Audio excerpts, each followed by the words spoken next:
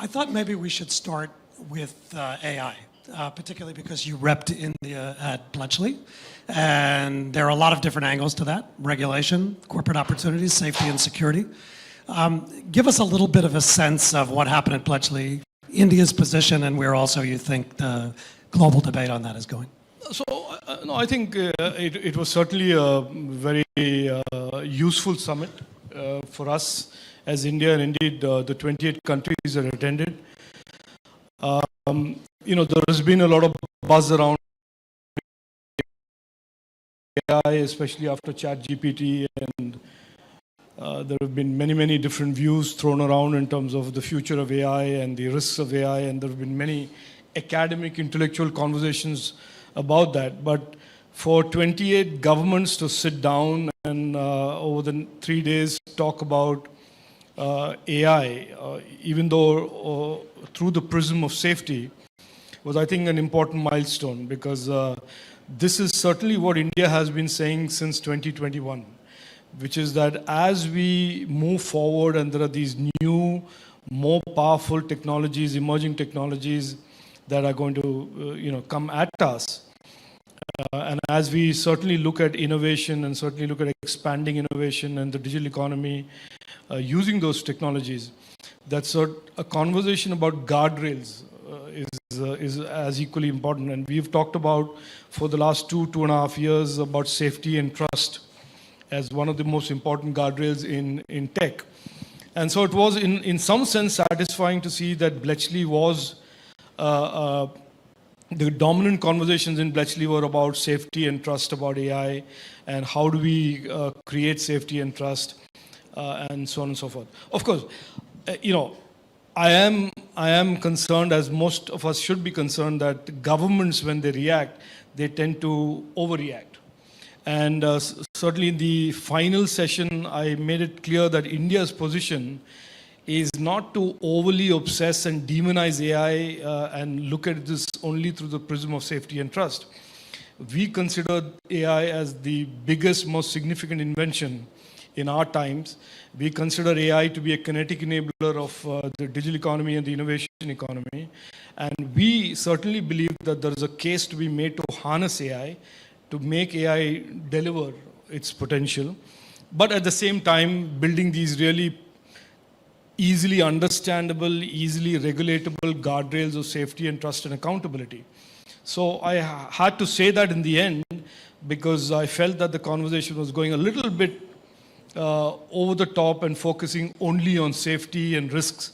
And I think this is important as we now step into the GPay summit in Delhi on the 12th, 13th, and 14th, which is the Global Partnership of AI, which India is chairing, and then Korea Safety Summit sometime in May 2024, that during these next 6 months that the countries and governments of the world align to what ought to be a common protocol or a common framework for AI in terms of guardrails. So I'm hopeful, because there was certainly a lot of enthusiasm and knowledge, real knowledge and real enthusiasm about AI at Bletchley.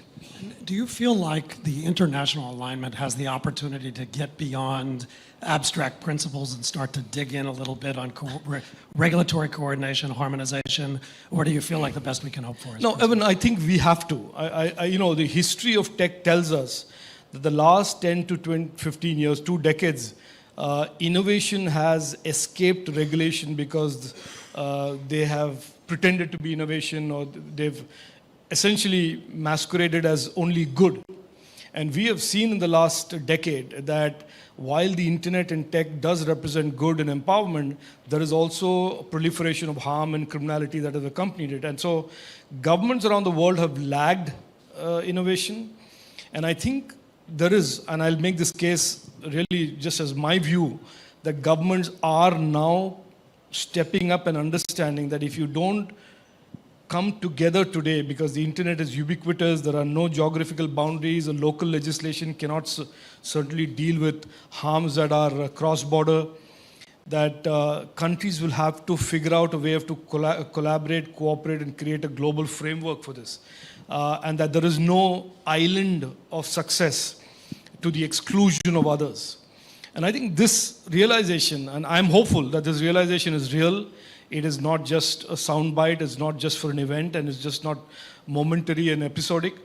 I got out of that Bletchley Park Summit that there was some real seriousness on parts of many governments, especially like-minded governments, to really create some understanding where innovation can thrive, but at the same time people are protected from its harms.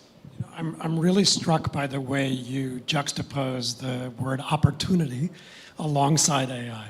Because sitting in the United States or in Europe, we hear so much about safety and security and about risks and risk mitigation. And so to flip it to the other side of the binary, which is opportunity, really reflects, I think, the question a lot of people have about how India is going to build out. So can I get you to pull that thread a little bit and talk about the next phase of India's AI build out? What's the strategy? What's the regulatory side of that? And how is government conceiving of a national AI mission, for example? So for us, AI we are almost all into AI. We are very committed to AI. We have a program that we are launching, which will be the first global summit for a program called the India AI, just like we did for semiconductors. And we are really creating all of the enabling requirements: AI compute, AI chips, funding of startups, large language models in real life use cases of healthcare, agriculture, security, language translation. So our focus is really not necessarily to get the big bragging points or to get the headlines that or compete with Sam Altman or OpenAI or win the next Nobel Prize. We certainly are focused on using AI in real life use cases, and our Prime Minister is absolutely a believer that technology can transform lives of people, make governments deliver more, deliver faster, deliver better. And so AI is going to be, for us, used to build models and build capabilities that are aimed at real life use cases. Healthcare, for example, is something that we are building deep capabilities in. We think 1.2 billion Indians, as diverse as they are, as diverse as their geographies are and their circumstances are, require very, very different types of healthcare and wellness responses from the northeast to the south to the north to the west. And so AI will play a big role for us in terms of how we look at healthcare for the next decade, how we look at agriculture for the next decade, how we look at education and skilling for the next decade, how we look at security, how we look at inclusion through language translation. So we are focused on real life use cases that will impact communities, impact real people, rather than, like I said, compete with Elon Musk or Sam Altman. You mentioned compute and it's advancing so quickly. Is that a constraint here, or is that something Of course, it is a constraint. It's a constraint all over the world, which is why NVIDIA is $1 trillion company today. It is a constraint, and we certainly haven't got built up the capabilities to train large models, multi-parameter models. So we are certainly in the process of doing a very comprehensive strategy to create real capacity, real GPU capacity, both in the public sector and in the private sector. So you will hear in January that we are really serious about building some pretty significant capabilities. And on the regulatory side, is there something distinctive that's happening here? I mean, everybody's talking about AI regulation now around the world. Yeah. Are there models globally that align with where India is heading, or is there something unique and distinctive? Evan, ever since I was given this job by our Prime Minister, I've looked at models and I've read every book there is to read on regulating tech. And frankly, there is a vacuum. And I think as a country that has got now 850 million Indians online and will have 1.2 billion Indians using the internet by 25-26, we are certainly the largest bloc on the global internet. We have decided that if there is no model, let's build a model of regulation and then evangelize and advocate it. And that's certainly what we are doing. From 2021, we have talked about openness of the internet and openness of tech. That is no exclusion, no market disruption, as one principle that we are focused on, guardrails of safety and trust. And really, for the first time, moving away from this abstract concept of self-regulation and diffuse responsibility for safety and trust to making it legally accountable safety and trust on platforms. So we are moving significantly ahead. You know that there is a minor version of AI's challenges that we today deal with in terms of social media and the general toxicity on the internet. We are dealing with that misinformation, deep fakes, in a manner which is consistent with these three guardrails and these three principles. We think legal accountability in law for platforms that are on the internet, which is a big departure from the safe harbor concept of Section 230 and Section 79 in the Indian Act, is the way of the future. That there cannot be a case that any platform makes, AI or non-AI, that the cyberspace is a place where laws will not reach and accountability does not exist. We think harms are committed in cyberspace by AI platforms or any other platforms, criminality exists, and that those who are responsible for aiding, abetting, enabling, that should be accountable under the law. So you think India has the ambition to develop models that actually can be exported and scaled in other parts of the world? I think so. I think we As have with no option. financial inclusion, data. Yeah. I think we have no option because there is none that exists. There's nothing that exists. And I would point you to a book by Anu Bradford called Digital Empires that talk about, you see, the US model is so not applicable to countries like India where you have the First Amendment, right? We have, right to free speech, but we have reasonable restrictions under 19.2. So therefore, there is no model that you can just borrow. Neither the European model works, neither the American model works. And I think both of them are not working either for the US or Europe. And I think we are, in a sense, trying to show the world that there is a mix, there's a hybrid of the US model of let the market regulate it and let the markets decide, to the European model of let citizen rights be the principal way of regulating platforms, to something that balances innovation as well as protects the legitimate right of every citizen to have the internet be a safe and trusted space for them. So, to answer your question, yes. Okay. Can I switch gears a little bit and turn to semiconductors? I've spent a lot of my career around Taiwan, around China. I hear about semiconductors all the time. India's had a national semiconductor mission and a strategy, I think, at least since 2021. So actually, among industrialized economies, you're pretty early. There's a subsidy regime, 10 billion in federal subsidies at least. Yes. Give us a sense of how that's going, and also the scope of the build out here. So we are the India Semiconductor Mission, which is, as you said, $10 billion of funding from our Prime Minister, is about 3 years old. 2 years old, really, not 3 years old. It started in January 2022. And the ambitions that policy or that mission lays out is that we want to be in manufacturing, which is the holy grail of semiconductor. But as importantly as manufacturing, we consider packaging and packaging innovation a huge area for us to create capabilities for the next decade. Design, we are firmly of the belief that existing legacy chip families, whether they are x86, whether they are ARM, are going to be replaced with much more functional AI optimized kinds of devices going into the future. So there's a whole new market emerging, as NVIDIA has very, very emphatically shown, for devices that will power products and platforms in the AI world. And in terms of talent. And so we are looking at this whole spectrum of research, talent, design, packaging, and fabrication. In the last 2 years, I'm happy to report that we're almost playing catch up for 70 years of neglecting semiconductors. So we really didn't do anything very much in the country as semiconductors. And in the last 2 years, we have played very rapid catch up. So we have a very vibrant design ecosystem now that is creating IP and devices in India. We already have, as you know, every major semiconductor brand, every major semiconductor company has very large R&D centers in India. We have the first big manufacturing unit, which is the Micron $3 billion packaging unit that's coming up in Gujarat. We hope very soon to announce a legacy node fab and modernization of our semiconductor complex in Mohali. So we will have, in my opinion, legacy node fabrication capabilities, not the cutting edge, not the 2 nanometer, not the 5 nanometer.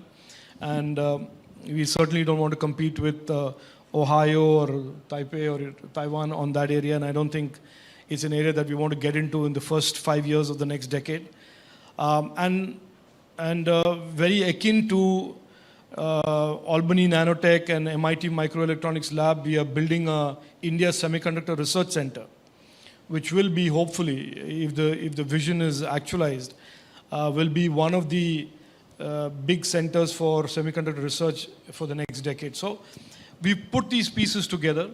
We are making these steps. It's not difficult. It's not easy to get the investments in fabrication as fast as you would like to, because it's so competitive all of a sudden. And there is a real shortage. Even if there is availability of capital and intent to invest, there is a real global shortage of talent for fabs. I know that Maurice Chang has said that his ambitions in US are being thwarted or slowed down because of the lack of industry-ready talent. So we are focused very quickly off the bat. We have moved to create a program within our higher education system that will create 85,000 engineers, postdoctoral, doctoral, masters in material science, chemistry, physics, engineering, in all the intersections between the science and engineering that are required for the next gen fab. So you will see that programs already started to get implemented, and we hopefully will play a role as India or Indians in terms of the talent pool that will power the fabs and the packaging units in the coming decade. That is our ambition. And that's on the skilling side of your portfolio. That's, yes, exactly right. And you feel like the pieces are being put in place to Absolutely. skill the kind of workforce. Yeah, we did a smart thing, if I may say so myself, by getting the industry to redesign the curriculum. So instead of the government doing it or people within the government doing it, we got the industry, the AMDs, the Glofos, the big fab companies to actually redesign the curriculum from postdoc, PhDs, masters to undergrad and certification programs. And that is getting implemented. That's already in the pipeline now. If you do I mean, you mentioned competition. So if you do a competitiveness stack and you look at, what's happening, let's put Taiwan to the side. Arizona, Japan, Korea, Europe. The Indian niche that you're trying to build towards is where?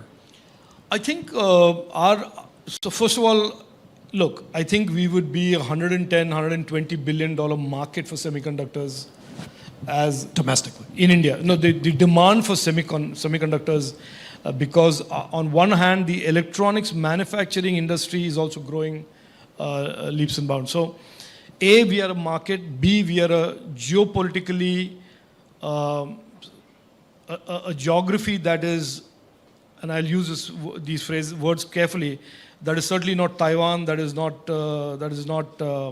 Korea, and is not very close to a country that we all realized is not really reliable and trusted. So we have geopolitical advantages, market demand, and in areas of design, research, and talent. Our ambition is certainly to be out there competing with the best in the world.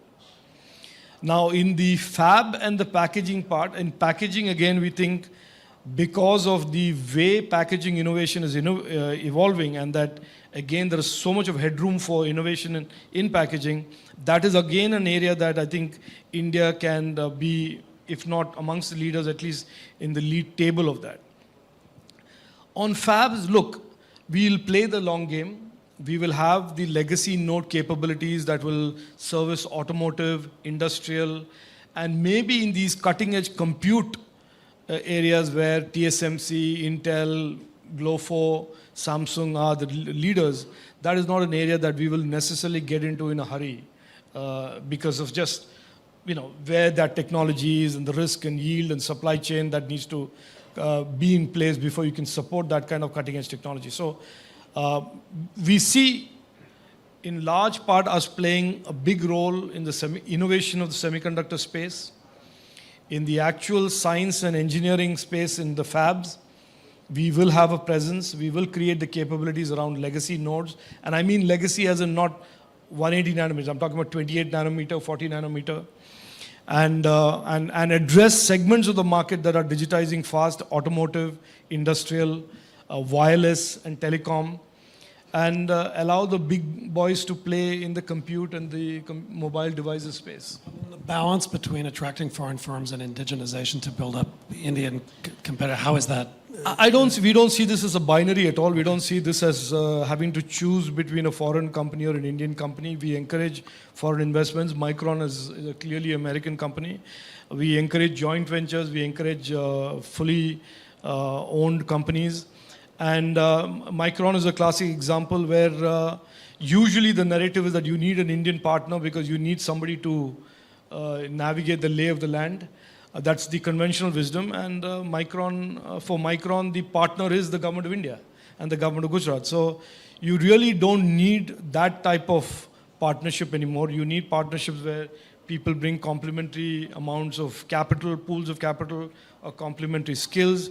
And so we are completely supportive and encouraging of partnerships or indeed 100% owned investments. Can I ask you to talk a little bit about the legal architecture that's emerging here? We've heard a lot about the data protection and all that, but there's also the Digital India Act. There are other bills that are pending. Talk about how these things fit together to create a legal architecture. First of all, I must tell you that this is a well thought of architecture that is being rolled out. So there's nothing that is ad hoc. We're not solving one problem without looking at the other problem. The framework that our Prime Minister has mandated for us to build is a framework that will enable the $1 trillion digital economy goal that we've given ourselves. And that addresses electronics manufacturing, it addresses innovation, it addresses startups, AI and all of that. The existing piece that we have is called the IT Act, which is, for those who don't know, is a 22-year-old legislation. Doesn't have the word internet in it, so therefore I think there's a consensus that it can be safely superseded and replaced. The successor act to that is something called the Digital India Act, which is a work in progress. We have the draft ready, and while a lot of work has gone into it, I suspect that before the next elections we will not be able to legislate it, because one of the things that the Prime Minister insists on is that we need every digital legislation to be extensively consulted on. So therefore, I don't think we have enough time to get that done. The second piece of that has been the Digital Personal Data Protection Bill, which is already enacted and is law, which is, again, I think, in a world that excessively celebrated the GDPR, this is, again, like I said, the same contrast. This balances the need to have innovation be growing unimpeded, as well as protecting consumer rights and fundamental rights to privacy. I think it does it very well, and from all the feedback I have gotten, people are happy with it. The rules that go into that Digital Personal Data Protection Bill will be out for consultation later this month. They are ready, and we will notify those rules probably by end of this month or early next month. The overarching theme of this summit is geopolitics and tech. So if you take that issue and you extend it globally, do you worry about the implications of fragmentation around legal architectures, data localization, different rules that are emerging? You mentioned GDPR, so there's a European way, there's an American way, there's a Korean way, the emerging Indian way. Do we have a harmonization problem, or is fragmentation not something that can I think there are two things here that are, in a sense, working in opposite directions. One is post-COVID.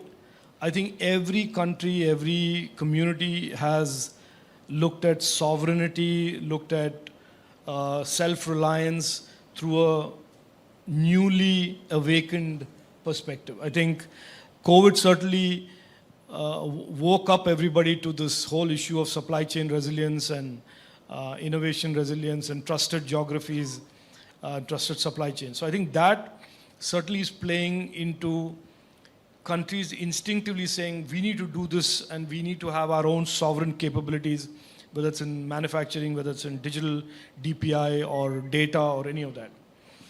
Then there is this whole other trend, which is that unless, because of the proliferation of the internet and the rapid growth and expansion of digitization, that unless countries come together and figure out a way to lay some common guardrails, the bad actors who sit in one geography, perpetrate a crime in a second geography, and the victim is in a third geography, certainly will have a field day. So these are these two trends that are, in a sense, opposing trends. But I feel, especially after Bletchley and the more recent US government responses, that countries are beginning to believe that there is no such thing as my sovereign digital space, and that is in some sense exclusionary of others. That you may have your capabilities, you may have your core strengths and IP and all of that, but at the end of the day, there has to be some cooperative framework for even you to be successful and you to be safe and you to grow. So that realization, I would hope, is more urgent and more rapid, and it has higher velocity than what we've seen the last 10 years, which is we have a lot of academic conversations, including harebrained ideas of the United Nations controlling the internet and so on and so forth. So I think, look, I mean, for us, the digital economy is going to be 20% of our GDP by 25-26. We are at 11% today. We were at 4% in 2014. So the underlying internet, all of these emerging technologies is not just academic. It's not just about innovation. It's about real value addition to the economy, real jobs, real income, real wealth being created. And so therefore, this is no longer an issue of let's just have a little chat about AI and where it'll go, and then, you know, toss a few buzzwords and say, I use ChatGPT, and then walk away from that. I think this is a lot more serious, this conversation about the future of the digital economy, the future of the global digital economy, future of the framework that will regulate this global digital economy in a manner that it is safe and trusted. At the same time, it's growing and expanding, is a conversation that all countries will certainly need to have. You know, I see the clock ticking down, and I want to ask you, maybe it's a little bit of a cheeky question, but I know you're very unique because you were a tech entrepreneur at one point in your career, and now you're working as a Minister of State, dealing in a government bureaucracy. I was in government myself. It can be difficult to navigate that. How are you finding that? The culture, the bureaucratic culture, the institution? Yeah, this is a question I'm asked often, and it's not like I just popped up from entrepreneurship and joined politics. This is my 18th year in public life. I think I worked very hard to get where I am, both as an entrepreneur and as a minister. So, look, it's different strokes for different folks. I think in bureaucracy, there is a lot of general knowledge. When you're talking about specific, deep dive requirements of experience and expertise, what I encourage our government, especially my team members in my ministry, to do is to engage more and more with those who have the ideas and those who have the knowledge, so that it's not just bookish knowledge or something that you just picked up as a buzzword. So, look, we deal with very smart young entrepreneurs every day, and they have a tendency to keep us very honest and grounded, because they are not, today the average 28-year-old Indian doesn't want to deal with a minister or a bureaucrat that is giving them, you know, hot air and rhetoric. They want specific answers, specific policy responses to specific challenges that they face. So we live in a very different world. I think there's no option but for everybody in government to be deeply knowledgeable, to deeply understand the problems and challenges that they are trying to, or indeed the opportunity that they're trying to legislate for or create a policy for. There's simply no other option. And on the flip side, we have a lot of entrepreneurs and corporate people in the audience. Your advice to them about how to interface with government, not just your ministry, but bureaucracy in general? No, I think, look, there used to be a time when I was an entrepreneur that dealing with the government was one of those shaking, scary, sweat-inducing sort of experiences. I don't think you need to do that anymore. Startups are, dealt with a lot of respect. This is a government that enables success. We are heavily invested in the success of, young startups. And the Prime Minister said on Independence Day off of Red Fort in 22, he said the next decade is something that he calls the India Techade. And he also said that the architects and the builders of that India Techade will be startups of India. So this is how important this is the important role that we see for startups in India, which is that they will be defining, shaping, building the next stage of India's growth, and certainly short of rolling out the red carpet, we'll do everything for them. আমাদের video ভালো লাগলে like এবং share করুন, comment সেকশনে গিয়ে জানান আপনাদের মতামত। আরও ভিডিও পেতে আমাদের চ্যানেল সাবস্ক্রাইব করুন এবং প্রতি মুহূর্তে খবরের আপডেট পেতে প্রেস করুন বেল আইকন।